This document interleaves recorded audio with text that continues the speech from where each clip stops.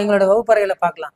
சுத்தமான காற்றோட்டமான வசதிகள், தனித்தனி வகுப்பறைகள் இருக்குங்க. பாய்ஸ் தனியாக, கேர்ள்ஸ் தனியாக வகுப்பறைகள் இருக்குது. அதே மாதிரி காற்றோட்டமான வசதிகள் கிட்டத்தட்ட ஒரு 9-10 ஃபேன் பக்கம் ஃபேன் கிளாஸ் இருக்குது. அதுபோக யூபிஎஸ் இருக்குது. கரண்ட் கட் ஆனாலும் உங்களுக்கு எந்த நேரத்துலையும் இதை பயன்படுத்திக்க முடியும். அதுபோக பெண்களுக்கு தனி வகுப்புகள் இருக்குது, ஆண்களுக்கு தனி வகுப்புகள், டிகிரிக்கு தனி வகுப்புகள் இருக்குது.